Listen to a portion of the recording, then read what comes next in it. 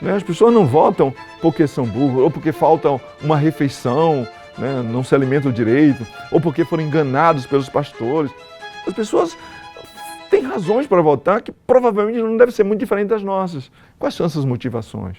Por que o mundo deu uma guinada à extrema-direita, né? Depois de 100 anos? Se trata de uma batalha de longo prazo, principalmente a partir da visão da extrema-direita, que é uma visão muito centrada num conceito que é o de guerra cultural. É uma guerra cultural a ser travada por muito tempo e cujo objetivo final é fazer uma transformação ampla da sociedade. Nos anos 1960, o movimento negro, o movimento feminista, o movimento gay, que era como se chamava o movimento LGBT, e a contracultura, eles fizeram um esforço de reorganização da maneira como a gente organiza as nossas relações interpessoais. Lá pelos anos 90, os conservadores, que não precisavam, os conservadores morais, que não precisavam se organizar politicamente, porque eles eram uma maioria da sociedade, eles subitamente se perceberam minoria da sociedade, viram essas mudanças como profundas, como uma espécie de apocalipse moral, e as guerras culturais são essa disputa de valores que tomaram a esfera pública ao ponto de reorganizar, fazer com que a velha divisão que a gente tinha, que separava a esquerda e a direita por meio da política econômica e da política social, ela passasse a ser mais ou menos secundária. A nova divisão que organiza a sociedade são entre os valores progressistas e os valores conservadores. Então você vai ter o jurista da extrema-direita versus a Suprema Corte, você vai ter os intelectuais de extrema-direita, você vai ter o epidemiologista de extrema-direita, você tem que acreditar nos seus, né, porque eles compartilham um solo comum. É isso que é fundamentalmente essa guerra. Você tem que ler autores de extrema-direita, você tem que ver uma mídia de extrema-direita, se criou um sistema midiático, uma ecologia midiática de extrema-direita, baseada em sites de fake news, jornais e revistas hiperpartidários. Esse pânico moral é algo que ele é amplamente utilizado na política e a extrema-direita aperfeiçoou muito isso.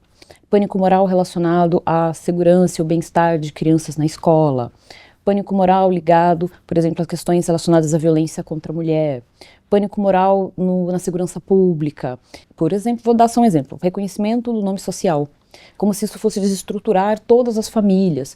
E qual que é o efeito disso? E mesmo uma pessoa que ela pode estar muito distante de discussões políticas, como o pânico moral lida com questões do cotidiano, isso acaba mobilizando inclusive pessoas que não se identificam nem com esquerda, nem com direita, centro, e que às vezes nem gostam de participar de discussões políticas, mas elas vão participar de uma discussão, por exemplo, que diz respeito às questões sobre crianças e escola. A extrema-direita ela tem uma característica nos tempos contemporâneos que é a sua capacidade de ressignificar a democracia e, mais do que isso, a sua capacidade de abraçar demandas, ressentimentos e dramas e necessidades políticas de um vasto grupo de pessoas. A extrema-direita entendeu que não é falando abertamente sobre política que você conquista a política.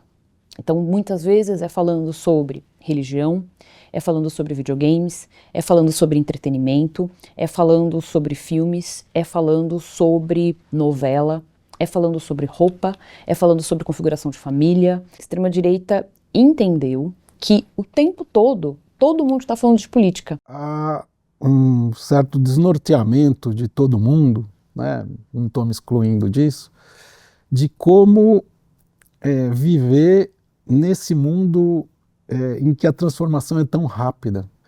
Então, para dar um exemplo que eu acho que é muito importante, as famílias, elas têm muita dificuldade em saber como é que elas podem dar aos seus filhos a educação que acham que os filhos devem ter.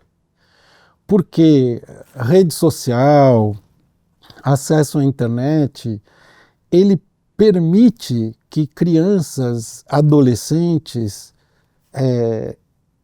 como que se autonomizem em relação à orientação dos pais, em relação à educação dos pais. Então tem esse temor, que é um temor real, né?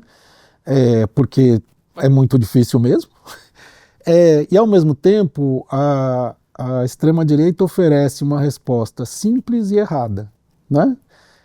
como costumam ser as respostas simples. É muito difícil hoje encontrar alguma coisa muito sui generis no perfil dos eleitores de extrema-direita, porque há muita gente votando na extrema-direita. Tem alguns traços demográficos, por exemplo, tem mais voto entre evangélicos, tem um pouco mais voto entre homens, tem mais voto entre militares, mas assim, o fenômeno é mais bem distribuído do que concentrado, na minha opinião. O eleitorado evangélico, as comunidades evangélicas, se sentiu durante muitas décadas marginalizado, se sentiu ofendido, se sentiu rejeitado pelo país de maioria católica. Mas é um país que hoje tem aí aproximadamente 1/3 da sua população de evangélicos, principalmente pentecostais e neopentecostais, o que também dá características muito próprias, com elementos religiosos, com elementos de um conservadorismo muito característico do interior do Brasil, para essa expressão do movimento bolsonarista como tal. Você tem uma articulação de diferentes grupos, e esses grupos, eles não são exatamente como se a gente conseguisse encontrar uma pessoa na rua e dizer, olha, essa pessoa é desse perfil. Então você tem aí pelo menos 16 perfis que se articulam em torno de uma noção de cidadão de bem. E essas diferentes articulações, elas têm diferentes demografias. Então a gente está falando, por exemplo, de grupo de mulheres que estão defendendo pautas conservadoras no campo da educação.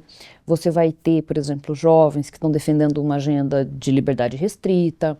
Você tem, por exemplo, pessoas que são contra políticas sociais de maneira mais ampla, contra o Estado. Existe uma mudança muito importante do ponto de vista estrutural, que não é a combinação só de novos segmentos, mas você vai ter uma mudança do cidadão de bem para a figura do patriota. O patriota é um tipo de segmento da população, um tipo de ideal, digamos assim, que mobiliza pessoas, por exemplo, para invadir prédios públicos, para atacar instituições e para se colocar em risco em nome desse debate. Eu acho que a teoria da conspiração, que eu estudei bastante, é a forma mais nítida onde a gente vê isso.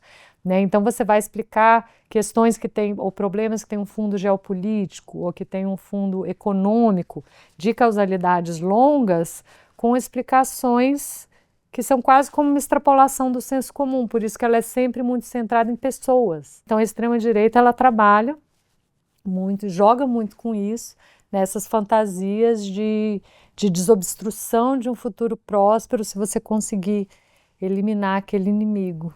A ideia de que existe um governo que está tentando impor a você uma determinada maneira de viver, de levar a sua vida, etc. e tal.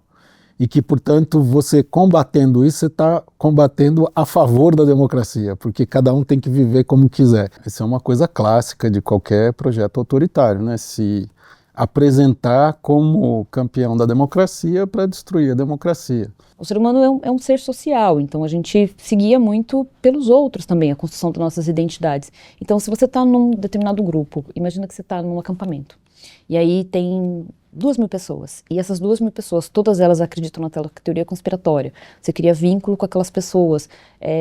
Você não tem uma outra forma de que dê o contraditório. Tudo aquilo é o que está sendo compartilhado por aquele grupo, que vai se retroalimentando e vai, enfim, ficando cada vez mais conspiratório.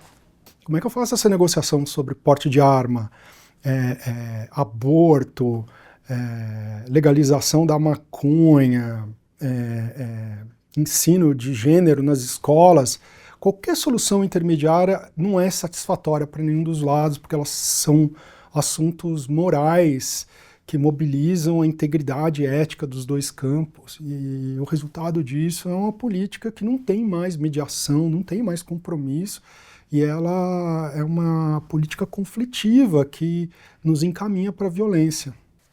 Uma forma de ver o sucesso da extrema-direita hoje diz respeito ao fechamento de alternativas à esquerda, né? Ou seja, uma conjuntura histórica onde a alternativa que existia ao sistema capitalista, que era o socialismo, ela passou a existir, né, no início do século XX, ela foi implementada como uma forma de governo real e ela, de muitas maneiras, deu errado. Aí o socialismo volta como uma espécie de espectro, ou de fantasma, que é essa ideia do marxismo cultural, né, aonde o socialismo ou o comunismo passa a ser associado ao próprio Estado democrático, né? Então, e a extrema-direita se coloca como aquela força que vai conseguir romper esse bloqueio da prosperidade. Uma sociedade modelada desse modo, para ela existir, é preciso que o outro lado desapareça. Então nós estamos nessa sala aqui e decidimos que metade tem que sair, né? Não dá para ser feliz, não dá para construir uma sociedade se metade não sair. E metade não sai, vai fazer como? Por isso que eu acho que o foco deve estar nos eleitores, né? Porque o sujeito que votou na extrema-direita, ele pode parar de ser o combustível que dá força a isso, né? A essa posição extremista, as posições radicais, né? Ele pode voltar ao centro do espectro político, à posição mais moderada, pode voltar a querer construir pontes. É preciso fazer as pessoas se encantarem pela democracia, não pela ideia abstrata de democracia, mas pelos valores, pelos princípios, pelas instituições da democracia. Eu acho que é mais por aí que você atrai. A diferença da democracia para as outras soluções autoritárias é que nas outras posições autoritárias pode-se determinar qual é a posição verdadeira a priori, né, e depois disso aí se organizar a vida a partir dela. Na democracia não, na democracia se supõe que as pessoas diverjam, né, e a divergência não é uma coisa condenável. A divergência faz parte da vida pública. Acredita-se que a sociedade possa progredir com a divergência, com o atrito de pensamento, com a colisão, né, das vontades e dos desejos entre as pessoas. Que a sociedade possa crescer por isso.